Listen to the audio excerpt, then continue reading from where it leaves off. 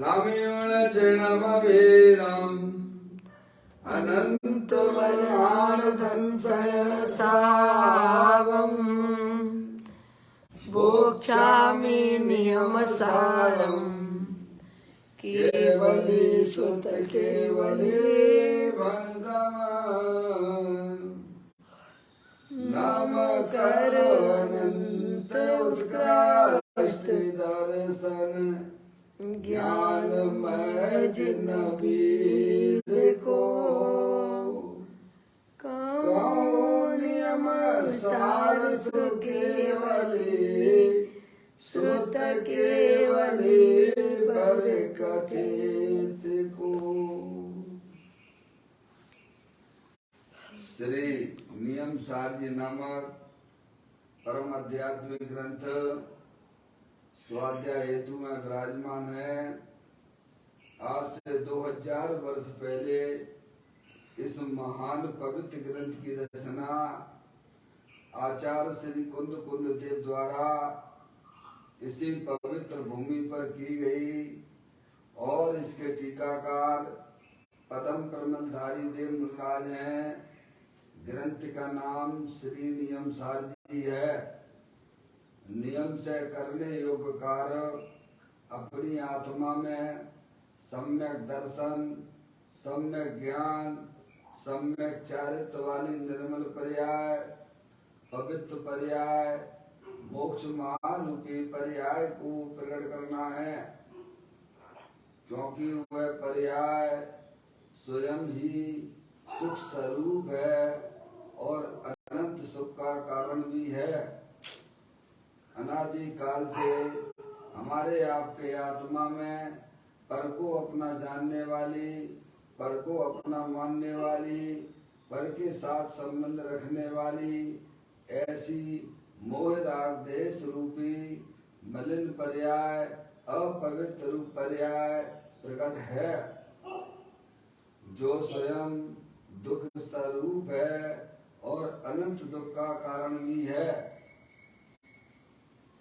ऐसी मोह राग देश रूपी मलिन पर्याय का अपनी आत्मा में से उस पर्याय का अभाव करना है और सम्यक दर्शन, सम्यक ज्ञान, सम्यक चारित्र वाली निर्मल पर्याय, पवित्र पर्याय, मोक्ष महारूपी पर्याय को प्रकट करना है। ऐसे कार्य की प्राप्ति जिनवाणी माता के द्वारा अपने आत्मा के स्वरूप को पहचानना, अपनी जो आत्म वस्तु है वह परद्रव, परभाव और पर्याय से भी भिन्न एकमात्र अखंड ज्ञान ज्योति स्वरूप है। ऐसे ज्ञायक प्रभु परमात्मा का माँ जिनवाणी माता के द्वारा परिचय करके तत्पश्चात शरीर रागादि ये सब कर्म कृत वस्तुएं हैं, इनका हमारे आत्मा के साथ में किसी भी प्रकार का कोई संबंध नहीं है। इस प्रकार भेद ज्ञान पूर्वक शरीर रागादि की रुचि छोड़ देना और अंदर में जो अखंड ज्ञान ज्योति स्वरूप भगवान आत्मा है उसमें ही अपनापन स्थापित करना, उसे ही निज रूप से जानना और उसमें ही अपनी वर्तमान पर्याय को मग्न कराना, उसे ही अरिहंत परमात्मा ने उसे धर्म कहा है। उसकी चर्चा आचार्य भगवंतों ने, मुनिराजों ने एक एक गाथा, उसकी टीका और श्लोकों के माध्यम से हमें अपने आत्मा के स्वरूप को यहाँ पर समझाया है। देखिएगा, यह परम आध्यात्मिक ग्रंथ है जिसका नाम है श्री नियम सार जी। इसके अंतिम अधिकार की चर्चा हम और आप यहाँ स्वाध्याय हेतु चल रही है। उस अधिकार का नाम है शुद्ध उपयोग अधिकार। इसकी 178वें नंबर की गाथा टीका पूर्ण होने के बाद पदम प्रमलधारी देव मुनिराज ने यहाँ पर 297 नंबर का श्लोक लिखा है। उसकी चर्चा अपन आप सब यहाँ पढ़ रहे हैं, उसका पाठ करते हैं। पांच भाव हैं जिनमें पंचम परम भाव ही शाश्वत है। भव विनाश का कारण सम्यक दृष्टि को ही गोचर है। राग द्वेष का पुंज नाश कर बुद्ध जन परम भाव जाने। एक वही कलयुग में अगबन दाहक मुनिवर शोभित हैं। क्या कहते हैं इस कलश के अंदर कि 5 भाव हैं। 5 भाव होते हैं। औदैहिक भाव, औपसमिक भाव, औपसमिक भाव और छायिक भाव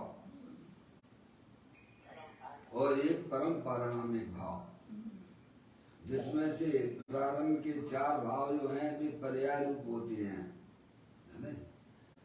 और परम पारणामिक भाव जो पंचम भाव है वह शाश्वत है, समझ आया? वह निरंतर स्थायी वस्तु है, वह चेतन भगवान आत्मा है, वही हमारा और आपका वास्तविक स्वरूप है। पहली लाइन में ये कहा 5 भाव हैं जिसमें पंचम परम भाव ही शाश्वत है, स्थायी वस्तु है, और वह पंचम भाव भव विनाश का कारण सम्यक दृष्टि को ही गोचर है। क्या वह पंचम भाव क्या है? वह संसार के कारण जो मूराग देश हैं उनका नाश करने वाला है, और वह पंचम भाव सम्यक दृष्टियों को ही गोचर होता है, क्योंकि सम्यक दृष्टि जीवों ने माँ जनवाणी माता के द्वारा वस्तु स्वरूप का सच्चा ज्ञान करके शरीर राग आदि को भिन्न जानता हुआ अंदर में अखंड ज्ञान ज्योति स्वरूप का अनुभव किया है। यानी वेद विज्ञानियों को ही उस पंचम भाव का दृष्टि होती है, क्योंकि अज्ञानियों को अपने द्रव्य स्वभाव का ज्ञान नहीं होता है। ऊपर वाला समझ में आया भैया? इसीलिए कलश में पदम प्रमलधारी देव मुनिराज ने कहा जो संसार के अभाव का कारण पंचम भाव है, परम पारणामिक भाव है, वह ज्ञानियों को सम्यक दृष्टियों को ही गोचर हो सकता है। अज्ञानी अगर शास्त्र का अध्ययन करके, सभी पहले अज्ञानी रहते हैं, बाद में ज्ञानी होते हैं। जितने भी सिद्ध परमात्मा हुए हैं सब पहले अज्ञानी थे। जनवाणी माता के द्वारा उन्होंने वस्तु स्वरूप को समझा, समझ में आया भैया? अंदर में उसका चिंतन किया, विचार किया, और उस चेतन भगवान आत्मा की उन्हें दृष्टि हो गई, समझ में आया भैया? इसीलिए जनवाणी माता के द्वारा वस्तु स्वरूप को समझकर सब ज्ञानी बने, इसीलिए यह कहा सम्यक दृष्टि को ही गोचर होता है। फिर कहते हैं राग द्वेष का पुंज नाश कर बुद्धजन परम भाव जाने। बुद्धजन यानी चतुर, राग द्वेष का पुंज नाश कर। राग द्वेष का जो समूह है, मोह राग द्वेष के परिणाम है। बुद्धजन यानी चतुर, जो अपने चेतन भगवान आत्मा को जानते हैं वे बुद्धिजन कहलाते हैं, चतुर हैं, और वे राग द्वेष का नाश को, राग द्वेष के परिणामों का नाश कर देते हैं पंचम भाव के द्वारा। और एक वही कलयुग में अगमन दाग मुनिवर को शोभित है।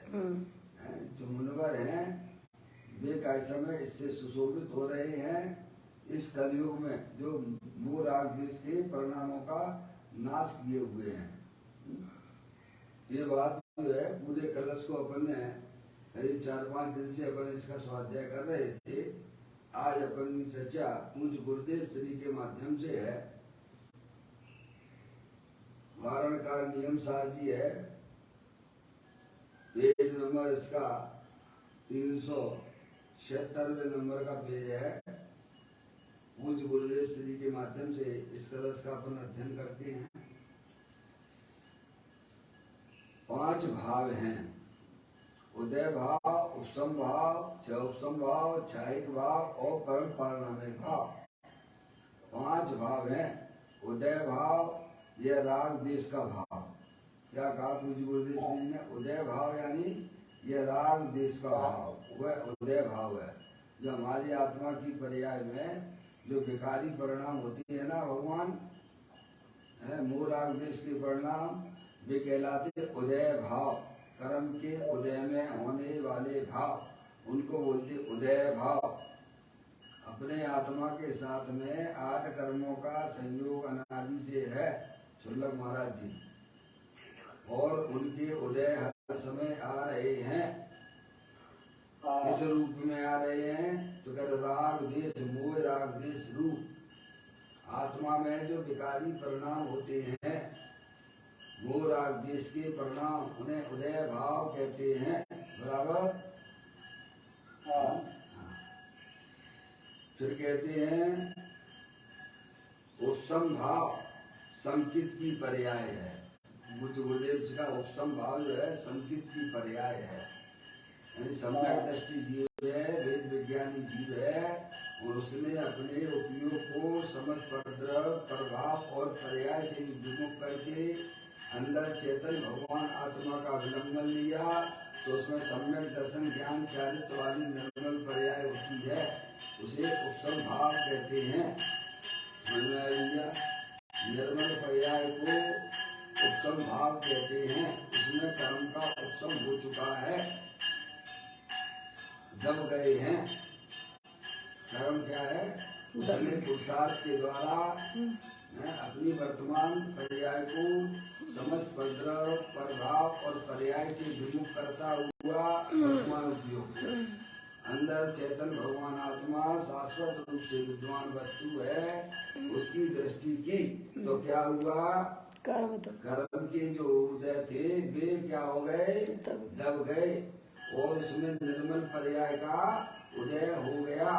शुल्लक महाराज जी, वह जीव सम्यक दृष्टि होता है तो कहते हैं उपसम भाव, यानी संकित की पर्याय, निर्मल पर्याय, पवित्र पर्याय। समझ में आया भैया? दर्शन मोह को शांत होने पर और अपने में उस प्रकार का पुरुषार्थ होने पर जो क्षय हुए विनाश की दशा होती है, उसे उपसम कहते हैं। आगे बात, दर्शन मोह को शांत होने पर, शुल्लक महाराज जी, दर्शन मोह को शांत होने पर और अपने में उस प्रकार का पुरुषार्थ होने पर, इसका नाम पुरुषार्थ है। समझ में आया? हम शरीर की क्रिया को पुरुषार्थ माने बैठे हैं, महान अज्ञानता है। समझ में आया? आत्मा शरीर को छू नहीं सकता भगवान। समझ में आई? आत्मा शरीर को छू नहीं सकता है, क्योंकि आत्म वस्तु है, वह अमूर्तिक है, अरूपी है, जानने देखने वाली है। शरीर जड़ है, समझ में आया? और मूर्तिक है, एक द्रव दूसरे द्रव को छू नहीं सकता है। पुरुषार्थ की उसमें कहाँ से हो गया? शरीर की क्रिया को अज्ञानी लोग पुरुषार्थ कहते हैं कि हमने आज भगवान की पूजा करी, भक्ति करी, माला जपी। शुल्लक महाराज जी, ये तो जड़ की क्रिया है, तू कर सकता नहीं है भगवान। समझ में आया भैया? और उसको वैसे न धर्म माने बैठा हुआ है अज्ञानी जी। हमने कितना शास्त्र का स्वाध्याय किया भगवान, क्या शुल्लक महाराज जी, कितनी मोटी मोटी भूलें चल रही हैं धर्म के नाम पर। आप सोचो तो सही, पुरुषार्थ किसे कहते हैं? पुरुष यानी आत्मा, जिसमें भीतराव भाव की उत्पत्ति हो, उसका नाम पुरुषार्थ है भगवान। समझ में आती है? पुरुष यानी आत्मा, आत्मा में भीतराव भाव की उत्पत्ति होना, उसका नाम पुरुषार्थ है प्रभु। शरीर की क्रिया को पुरुषार्थ नहीं कहते हैं। स्वभाव को भी पुरुषार्थ नहीं कहते भगवान। महाराज जी ऐसी बात है कोई धर्म की। पुरुषार्थ उसे कहते हैं जब ये आत्मा शरीर रागादि से भिन्न होता हुआ अंदर चेतन भगवान आत्मा की दृष्टि करता है, उसे पुरुषार्थ कहते हैं। आप अपने उपयोग को भेद ज्ञान के द्वारा शरीर रागादि से विमुख करते हुए अंदर में जो अविनाशी वस्तु है, स्थायी वस्तु है, परम पारणामिक भाव है, उसकी दृष्टि करने को ही पुरुषार्थ कहते हैं। भैया शरीर की क्रिया और स्वभाव को पुरुषार्थ नहीं कहते हैं। गांठ बांध के लिख लो भगवान। धर्म करना हो, अपने धर्म करना हो, संसार का अभाव करना हो, इन सब बातों को फार्मूला की तरह नोट करके दिमाग में रखिए भैया। हाँ, जब तक आपकी आत्मा की दृष्टि नहीं होती है तब तक इसको पुरुषार्थ, ये आपके शरीर और रागादि को पुरुषार्थ नहीं कहते। आत्मा इनको कर नहीं सकता भगवान। जैसे आत्मा शरीर की क्रिया नहीं कर सकता है, ऐसे ही आत्मा स्वभाव भी नहीं कर सकता है। हमें भैया अगर कर सकते हो तो बताइए भैया। कोई बोल रहा है मौसी, मौसी जूम पर तो है, आवाज आएगी तो फिर मैं बात करूं। पारसमणि, पारसमणि चलिए, जो सामने है उन्हीं से पूछा जा सकता है। सुशीला दीदी। हाँ जी जी। जय जय। शरीर की क्रिया आप कर सकते हो क्या? नहीं। बहुत सुंदर बात, समझ में आया भैया। निर्णय करके बोलोगे तो उसके आनंद की बात कुछ अलग होती है भगवान। शुभ अशुभ भाव नहीं कर सकता है, ऐसा सच्चा ज्ञान जब जीव को होता है तब उसका उपयोग शरीर रागादि से विमुख होता हुआ अंदर अविनाशी वस्तु का अवलंबन ले लेता है। उसको जन्माणी में वीतरागी देव संतों ने, गुरुओं ने उसे पुरुषार्थ कहा है। अपने वर्तमान उपयोग को शरीर से भिन्न जितने भी चेतन अचेतन पदार्थ है, समझा, उनसे विमुख करता हुआ अंदर में जो रागादिक पद्धतियां हैं उनसे भी विमुख करता हुआ, पर्याय है एक समय मात्र की, उससे भी विमुख करता हुआ वर्तमान उपयोग को अंदर जो अखंड ज्ञान ज्योति स्वरूप भगवान आत्मा है, परम परिणामी भाव से स्थायी वस्तु है, उसकी जब दृष्टि जीव को होती है उसी को भगवान पुरुषार्थ कहते हैं। भैया तब उस पर्याय में वीतराग भाव की उत्पत्ति होती है। ये आत्मा के अधिकार की बात है, समझ में आया भैया। जो इसके अधिकार की चीज है उसे तो करता नहीं, और जो कभी कर सकता नहीं उसका अहंकार करता है। वह सब संसार का कारण होता है भगवान। भैया तो कहते हैं उपसम भाव, दर्शन मोह को शांत होने पर और अपने में उस प्रकार का पुरुषार्थ होने पर, सुलग महाराज, अपने में यानी अपनी पर्याय में, शुद्ध ज्ञान की पर्याय में जो क्षय हुआ बिना, क्षय हुए बिना, सुलग महाराज, क्षय हुए बिना, रामदेव का क्षय हुए बिना यानी दब जाए ना, हुए बिना की दशा होती है, उसे उपसम भाव कहते हैं। बराबर। अब कहते हैं छायक दशा यानी पर्याय रागादिक का क्षय हो जाना, पर्याय में रागादिक भावों का क्षय हो जाना। देखिए आप,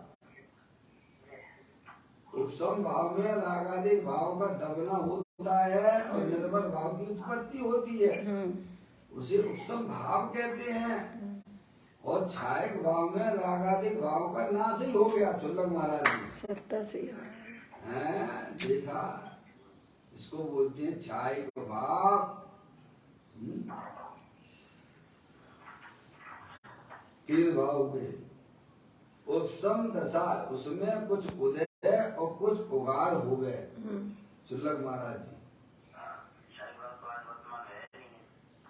कोई बात नहीं है, त्रिकालिक ध्रुव भगवान आत्मा तो है सबके पास में, जिसके आश्रय से छायक भाव। बस जानी छायक भाव की तरफ भी नहीं देखती है भगवान। नहीं है तो कोई बात नहीं है प्रभु। त्रिकालिक ध्रुव भगवान आत्मा तो सदाकाल विद्यमान है ना, जिसके आश्रय से छायक भाव होता है। अरे जिसके आश्रय से छायक भाव होता है वो परम पारनामिक भाव तो है ना भगवान। ज्ञानी तो छायक भाव की तरफ देखते ही नहीं है भगवान। ऐसा कोई गजब की वस्तु है ये। अरे छायक भाव जिसके आश्रय से होता है ऐसा परम पारनामिक भाव तो है ना भगवान।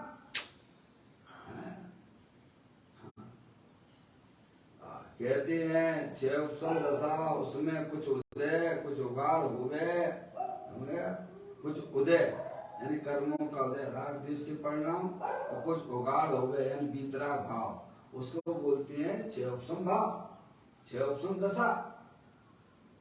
अब मैं समझता हूँ 5-6 दिन से अपन इसकी चर्चा कर रहे हैं, ये सारी बातें समझ में आ गई होंगी। मैं अधिक समय इसीलिए चलाता हूँ, कोई कलश हो अथवा टीका हो अथवा गाथा हो, कि वो हमारे ज्ञान का विषय अच्छा पक्का बने। समझ में आया भैया? इसमें किसी को कोई दिक्कत होती है तो उसे पूछ लेना चाहिए, क्लास है अपनी तुम्हारी। समझ में आया भैया? छह उपसम दशा, उसमें कुछ उदय और कुछ उगाड़ हो गए, है नहीं? तो उसको कहते हैं छह उपसम दशा। ऐसा उदय उपसम, छह उपसम, छायक भाव 4 और 5वां परम पारनामिक भाव। हमारे पूज्य गुरुदेव श्री ने इसका इस प्रकार से खुलासा किया।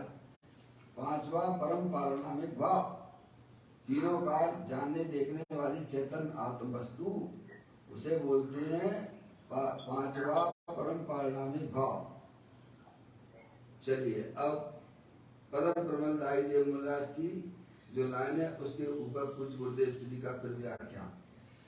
भाव 5 हैं जिनमें यह परम पंचम भाव परम पारनामिक भाव निरंतर स्थायी है। ये लाइन किसकी है? पदम प्रबंधारी देव मुल्लाज ने टीका में लिखी, श्लोक में लिखा चुल्लक महाराज जी। इसके ऊपर पूज्य गुरुदेव श्री का खुलासा। लो स्थायी है कौन सा?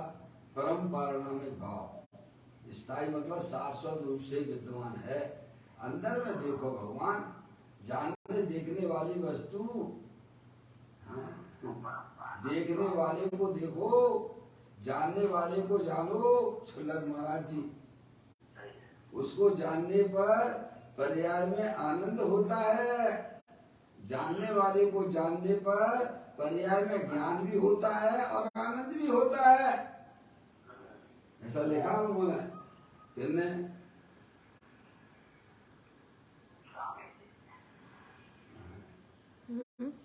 पांडे राजमल जी साहब ने कलश टीका में पहले ही उसमें कलश में लिखा है कि छह द्रव्यों को जानने पर जाननहारे को ना तो ज्ञान होता है आत्मा को, और ना सुख होता है और ना आनंद होता है। और जाननहारे को जानने पर, परम पारनामिक भाव को जानने पर ज्ञान भी होता है और आनंद भी होता है। चुल्लक महाराज जी ऐसी बात है। तो कहते हैं पंचम भाव वह स्थायी है, तीनों काल स्थायी वस्तु है। उस पे अपनी वर्तमान पर्याय को लगाइए, उसकी दृष्टि कीजिए। यानी पर्याय में पकड़ अपने द्रव्य स्वभाव की होना चाहिए। चुल्लक महाराज जी क्या मतलब है? उसका आश्रय लेने का मतलब क्या है कि पर्याय में क्षयोपम ज्ञान में पकड़ होना चाहिए अपने त्रिकाले ध्रुव भगवान आत्मा की। क्या समझ में आया भैया? अज्ञानी जीवों की पर्याय में पकड़ किसकी है? शरीर की। शरीर से भिन्न चेतन अचेतन पदार्थों की। चुल्लक महाराज जी अंदर में रागादिक परिणतियों की। समझ में आया? और ज्ञानी की पर्याय में पकड़ किसकी है? अपने चेतन भगवान आत्मा परम पारनामिक भाव की। समझ में आया भैया? इसीलिए वह आत्मा मोक्ष मार्गी कहलाता है, सम्यक दृष्टि कहलाता है। चुल्लक महाराज जी हैं? हाँ, पर्याय में पकड़ ज्ञानियों की द्रव्य स्वभाव की हुआ करती है। इसीलिए वे निरंतर आनंद में रहते हैं भगवान। अज्ञानियों को चेतन स्थायी वस्तु की खबर नहीं। क्या? इसीलिए वे पकड़ उनकी शरीर की बनी हुई है। शरीर से भिन्न चेतन अचेतन पदार्थों की बनी हुई है। अंदर में रागादिक परिणति उदय भावों की पकड़ पड़ी हुई है। इसीलिए वह आत्मा ज्ञानी है और ज्ञानी ने वेद ज्ञान के द्वारा अपना चेतन भगवान आत्मा को जाना है, तो उसने अपनी पर्याय में पकड़ अपनी स्थायी वस्तु आत्मा की है। इसीलिए वह भेद विज्ञानी सम्यक दृष्टि हुआ है। सिद्धि रिद्धि वृद्धि के घट में प्रकट सदा अंतर के लक्ष्य सो जाची लक्ष्य पति है। दास भगवंत के उदास रहे जगत सो ऐसे सुखिया सदैव समकृति है। क्या भगवान भैया? अरे स्थायी वस्तु को देखो ना, देखने वाले को देखो ना, भव का अभाव हो जाएगा प्रभु। यही बैठे बैठे भव का अभाव हो जाता। चुल्लक महाराज जी जिसकी पर्याय में द्रव्य स्वभाव की पकड़ होती है, स्थायी भाव की पकड़ होती है, वह जीव सम्यक दृष्टि मोक्ष मार्गी कहलाता है। तो कहते हैं जो स्थायी है, स्थायी है। कौन? कारण परमात्मा कहो, चाहे उसे कारण परमात्मा कहो, चाहे पंचम परम पारनामिक कहो। समझ में आया? कुछ उपदेश कहते हैं। नियम सार में पारनामिक भाव के गीत बहुत गाए हैं। क्या चुल्लक महाराज जी कुछ उपदेश कहते नियम सार में परम पारनामिक भाव यानी कारण परमात्मा गीत बहुत गाए हैं। खुल के खूब गाए हैं। आओ जिनमें है पंचम भाव परम पारनामिक भाव निरंतर स्थायी है, ऐसी बात लिखी है पदम प्रमलधारी देव मंडलाल ने अपने श्लोक में। छायक भाव भी समय समय में परिणमता। चुल्लक महाराज जी पूज्य गुरुदेव श्री कहते हैं छायक भाव भी समय समय में परिणमता है और अपना त्रिकालिक ध्रुव भगवान आत्मा परम पारनामिक भाव उसका कभी अभाव ही नहीं होता है।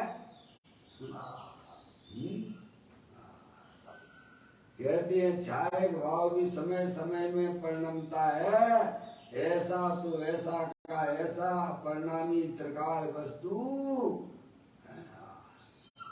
पारणामिक भाव से अपरिणामी, पारणामिक भाव से अपरिणामी। समझ में आया? कुछ गुरुदेव भी कहते हैं पारणामिक भाव से अर्थात सहज भाव से बदले बिना का ऐसा स्थायी नित्य वस्तु। बोलो कब जानने देखने वाले रहते बताइए आप।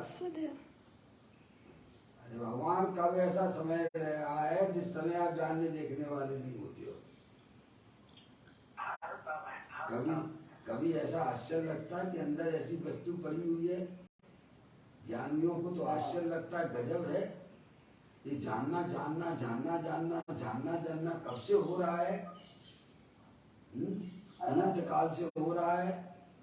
कभी इसमें से कभी जानना देखना रुकता ही नहीं है भगवान। सूरज में प्रकाश प्रकाश प्रकाश प्रकाश प्रकाश प्रकाश, कब से सूरज में क्या निकलता है? सूरज तो प्रकाश के भंडार स्वरूप वस्तु है ना। ऐसा एक भी दिन रहता जिस दिन प्रकाश ना हो, सूरज हो नो।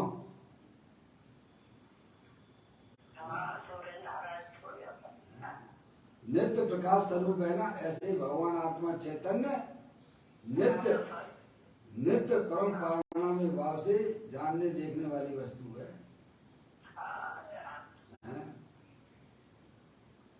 सुख ज्ञान क्या बोलते हैं? सुख शांत रस, सुख शांत रस से लबालब ज्ञान सागर आत्मा,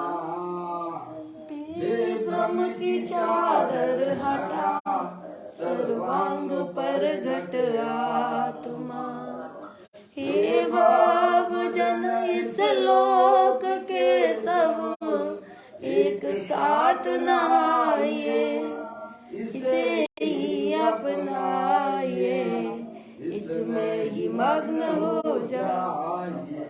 ऐसा अपना त्रिकालिक ध्रुव भगवान आत्मा परम पारणामी भाव है, जिसका एक समय भी अभाव नहीं होता है। ऐसे द्रव स्वभाव की ज्ञानियों को दृष्टि होती है भगवान। तो कहते हैं सहज भाव से बदले बिना का ऐसा स्थायी नित्य है, और वह भाव संसार के नाश का कारण है। क्या है? उसकी दृष्टि होने पर, उस चेतन भगवान आत्मा की दृष्टि होने पर संसार का अभाव हो जाता है, संसार का नाश हो जाता है भगवान। इसीलिए कहा है वह संसार के नाश का कारण है। कौन? परम पारणामी भाव। छुल्लक महाराज जी मूल कलश में ये बात लिखी है। संसार के नाश का कारण है कौन? अपना त्रिकालिक ध्रुव भगवान आत्मा।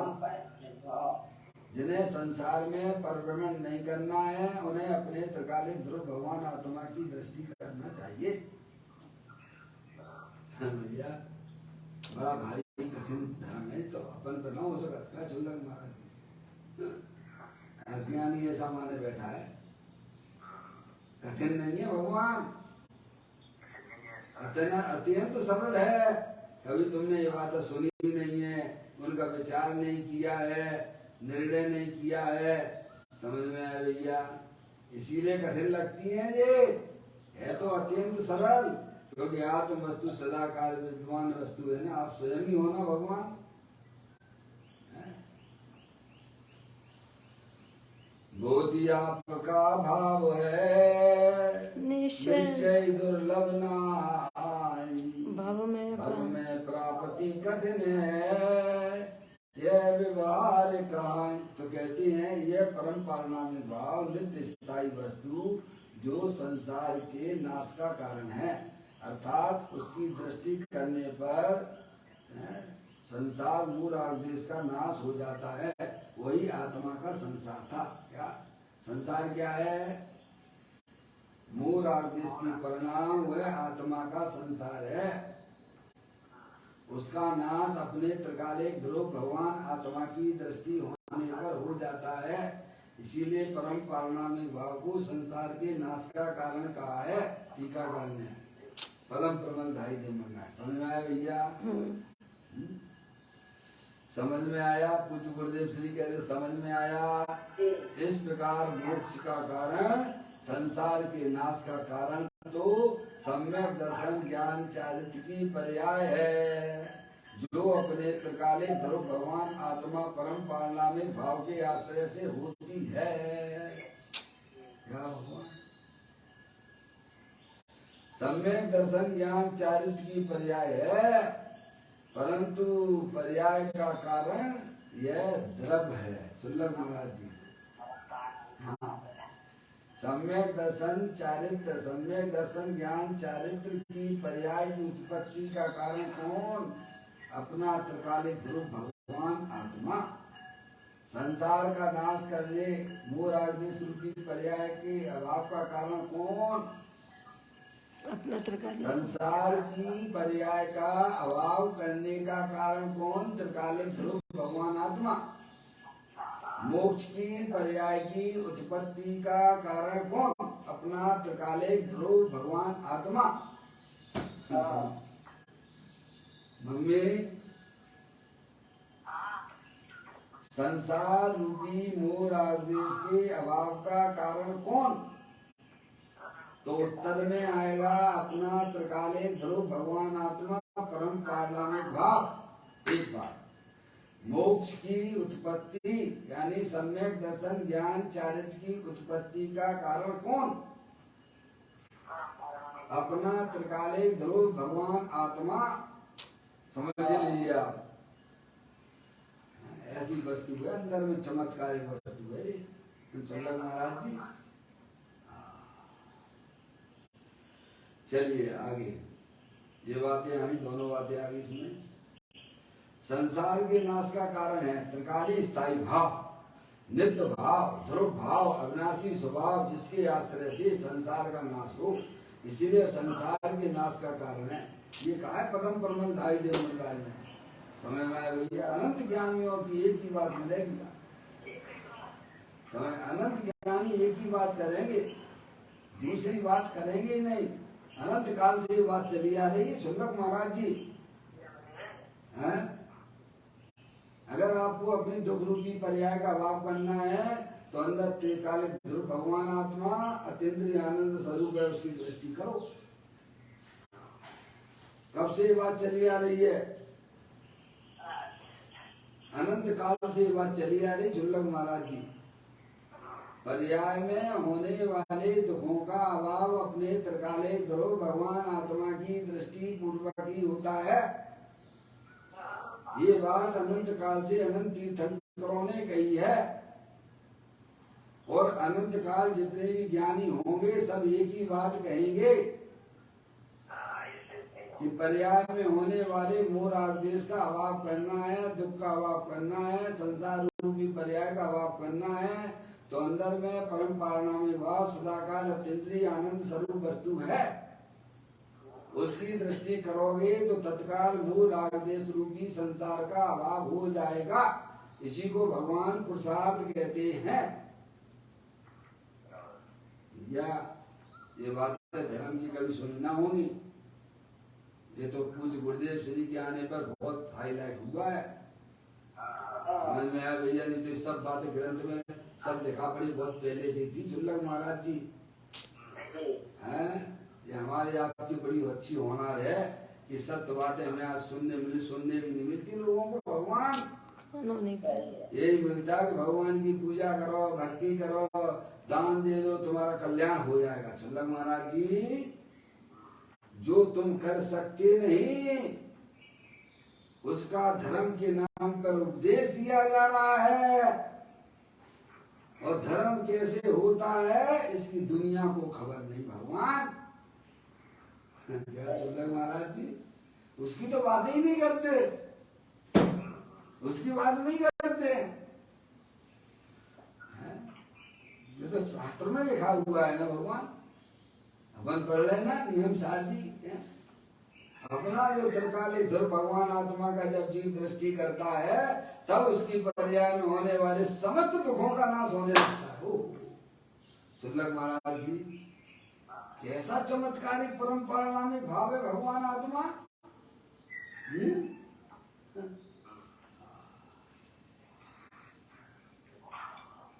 कहते हैं संसार के नाश का कारण कौन? त्रिकाली स्थायी भाव, नित्य भाव, ध्रुव भाव, अविनाशी स्वभाव, जिसके आश्रय से संसार का नाश हो, इसीलिए वह संसार के नाश का कारण है। कहो है तो द्रव को संसार का नाश का कारण है, ऐसा कहा है। समझ में आया? क्योंकि द्रव त्रिकाली वस्तु है, उसके आश्रय से सम्यक दर्शन ज्ञान चारित्र होते हैं। उस पर्याय से संसार की पर्याय का नाश द्रव के आश्रय से होने से द्रव ही स्वयं संसार के नाश का कारण है। समझ में आया भैया? ऐसा कहा है पदम प्रबंधधारी देव मुनिराज ने। अब देखिए पूज्य गुरुदेव श्री ने जो बात की है वह जो आचार्य भगवंतों ने जो लिखा उसी का खुलासा किया। एक भी बात गलत मतलब अलग से नहीं है शुल्लक महाराज जी। अब लोग पढ़ते ही नहीं है, पढ़ते ही नहीं है। सब सोनगढ़ धर्म, अरे सोनगढ़ धर्म क्या भगवान, ये तो मूल बात का सब सोनगढ़ वालों ने उजागर की है भगवान। तुम्हें इन बातों की खबर ही नहीं है, तुम विचार ही नहीं करते इन बातों पे।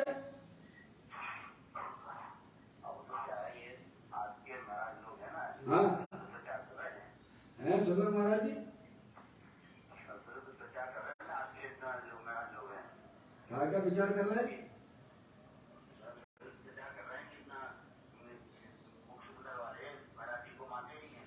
हाँ भाई अब क्या करें तो हाँ भाई अज्ञानी है बेचारे, दया के पात्र हैं, अपना बुरा कर रहे हैं जानबूझ कर। क्या समझ में आया भैया? ये सब अपना बुरा कर रहे हैं। वस्तु स्वरूप तो ये है, देखिए आप कर ही रहे हैं, अपना बुरा कर रहे हैं और समाज को भी कैसा भ्रमित कर रहे हैं। समझ में? अपना तो कर ही रहे हैं और समाज को भी भ्रमित कर रहे हैं। अब जो अपन तो मूल ग्रंथ पढ़ रहे हैं ना भगवान, और कुछ गुरुदेव श्री ने जो कहा है वही पढ़ रहे हैं, शब्द शब्द पढ़ रहे हैं। बताओ इसमें कहीं अंतर आता हो तो बता दीजिए आप। बिल्कुल सीधी सीधी बात मिल रही भगवान, जो समूह समय में चलती सीधी सीधी बात है ये सब। देखिएगा अब एक बात आई, संसार के नाश का कारण बताया, पूज्य गुरुदेव श्री ने समझाया। अब देखिए सम्यक दृष्टि को गोचर है, मूल में लिखा है ना ये बात, सम्यक दृष्टि को गोचर है कौन? और परम पारणामिक भाव। कोई सम्यक दृष्टि जीव ने वस्तु स्वरूप का सच्चा ज्ञान किया है, निर्णय किया है और उसने उस स्वभाव की दृष्टि की है, इसीलिए वो सम्यक दृष्टि है। समझ में आया भैया? तो कहते सम्यक दृष्टि को गोचर है। वस्तु जो ध्रुव चैतन्य है, ध्रुव चैतन्य है, वह सम्यक दर्शन में गम होती है। क्या होती है? स्वानुभूतिया चकाते। तुल्लक महाराज जी, स्वानुभूतिया चकाते यानी अंतर्मुखी उपयोग के द्वारा वह चेतन वस्तु जानने में आती है। अरे भाई आप जो बताओ, जैसे भगवान मंदिर में विराजमान है वेदी पर, हैं? अब बाहर घूमने वालों को दिखाई देंगे क्या भगवान? नहीं। जो बाहर घूम रहा है भगवान तो अंदर वेदी पे विराजमान है, हैं? तो किन्हें दिखाई देंगे भगवान? जो मंदिर में आएंगे भगवान की तरफ देखेंगे, बिना दिखेंगे क्या? बाहर वालों को दिखेंगे क्या? समझ में आया? जैसे ही सम्यक दृष्टि जीव ने अंदर में अपना चेतन भगवान आत्मा सदा काल विद्यमान वस्तु है, उसने अपने उपयोग को समझ परद्रव प्रभाव और पर्याय से विमुख कर लिया है और अंदर चेतन परम पारणामिक भाव की तरफ दृष्टि की उसी भगवान को से गोचर होते हैं। सुल्लक महाराज जी बारी बार जो अपने उपयोग को घुमाते रहते हैं, बारी बार अपने उपयोग को लगाते, उन्हें कोई को भगवान आत्मा के दर्शन नहीं हो सकते हैं। इसीलिए बात यहाँ लिखिए सम्यक दृष्टि को ही गोचर है। देखिए वस्तु जो ध्रुव चैतन्य है वह सम्यक दर्शन में गम है। सम्यक दृष्टि को त्रिकाल ध्रुव का भान वर्तता है, त्रिकाल भाव वर्तता ऐसा कहते हैं। समझ में आया? चैतन्य भगवान आत्मा अनादि अनंत स्वभाव का भंडार, भरपूर भगवान ऐसी चीज ऐसी वस्तु धर्मी को गम है। एक और कहे कि चार भाव गम नहीं है, त्रिकाली ध्रुव भगवान आत्मा ही गम है। आया इसमें पहले आया ना चार भाव से अगोचर है। सुल्लक महाराज जी ऐसा आया नहीं नियम सारी, चार भाव से अगोचर एक तरफ ऐसा कहें आया है इसमें पहले, चार भाव को गम नहीं है। इसका अर्थ ये है कि चार भाव के आश्रय से गम नहीं है। कौन अपना त्रिकाले ध्रुव भगवान आत्मा जिनकी दृष्टि पर्याय पर है, उन्हें चेतन भगवान आत्मा गम्य ज्ञान जानने में नहीं आता है। शुल्लक महाराज जी, जिनकी दृष्टि पर्याय पर है, उन्हें चेतन भगवान आत्मा जानने में नहीं आता है। जिन्होंने पर्याय से भी अपनी दृष्टि को उठाकर अपने द्रव्य स्वभाव के ऊपर लगाई है, उन्हें गम्य है। इसीलिए चार भाव से भी अगोचर है, ये भी कहा है। इसका अर्थ यह है, इसका अर्थ ये है कि चार भाव के आश्रय से गम्य नहीं है। कौन अपना त्रिकाले ध्रुव भगवान आत्मा, ऐसा है। छाया भाव को भी गम्य नहीं है। शुल्लक महाराज जी, और एक भाव पर जिनकी दृष्टि है, और एक भाव यानी मूल जिसके परिणाम पर जिसकी दृष्टि है, उसे तो चेतन भगवान आत्मा की दृष्टि नहीं होगी। लेकिन छाया भाव जिनकी पर्याय में प्रकट हुआ है, वे जीव भी अगर छाया भाव की तरफ देखेंगे तो उन्हें चेतन भगवान आत्मा जानने में नहीं आएगा। शुल्लक महाराज जी, ऐसी बात है। भगवान अगर वे ज्ञानी होने पर भी पर्याय के ऊपर दृष्टि करेंगे तो उन्हें भी चेतन भगवान आत्मा की दृष्टि नहीं होगी। शुल्लक महाराज जी, ऐसी बात है। क्या सोचिए, अपने अपने विचार करिए कि हम कहाँ पे हमारा उपयोग काम कर रहा है। भैया छाया भाव को भी गम्य नहीं, ऐसा आता है।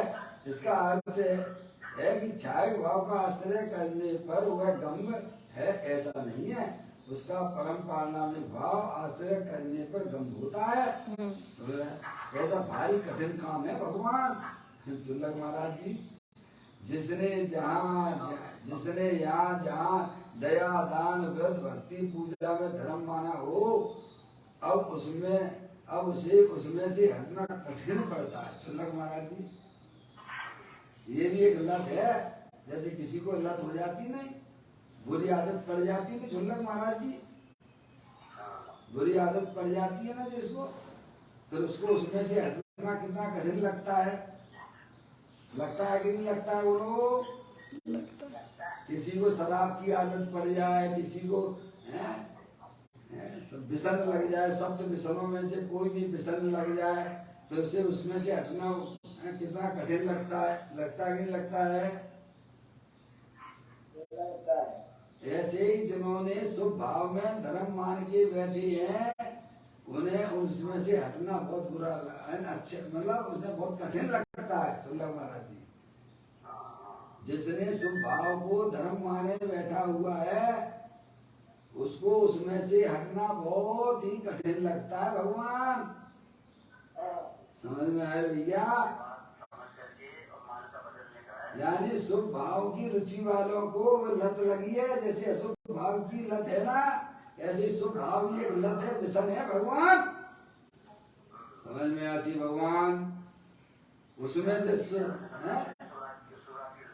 हाँ, वो लत है। वो जैसे लोगों को गंदे कार्यों की रुचि रहती है, उसमें से हटना उन्हें कठिन लगता है ना भगवान, ऐसे शुभ भाव की रुचि वालों को उसमें से हटना बहुत कठिन लगता है कि साहब ये छोड़ देंगे तो फिर क्या होगा हमारा। शुल्लक महाराज जी, हमारे आप सब ये कार्य छुड़ा दोगे तो फिर हमारा क्या होगा? अरे भगवान अंदर में है ना, स्थायी वस्तु है ना प्रभु, उसका आश्रय लेना, बढ़िया चीज पकड़ा रहे ना भगवान। क्या शुल्लक महाराज जी, ज्ञानी तुझे बढ़िया चीज पकड़ा रहे तो उसको क्यों नहीं देखता है? और ऊपर उठने की बात करती है ना ज्ञानी। शुभ भाव में तो आत्मा का गिरना होता है, मरण होता है, और अपने त्रिकाले ध्रुव भगवान आत्मा को जो है आश्रय लेने पर उसका वास्तविक जीवन चालू होता है। भगवान आत्मा पर्याय में प्रभुता रूप से हो जाता है। क्या चलिए, बात अपन ने पूज्य गुरुदेव तेरी के माध्यम से अपन ने समझा है नहीं, ये बातें भी आई हैं। थोड़ा सा अब ले नहीं पाएंगे क्योंकि समय हो गया है, कल देखते हैं, नहीं तो इसको चला पाएंगे तो ठीक है, नहीं तो फिर अगली गाथा का विषय बन जाएगी। निज निधि निज में बताई, अनंत अनंत उपकार है उसके लिए जिन वाणी माँ को वंदना सतबार है, वंदना सतबार है। नौवा नमोकार मंत्र का स्मरण।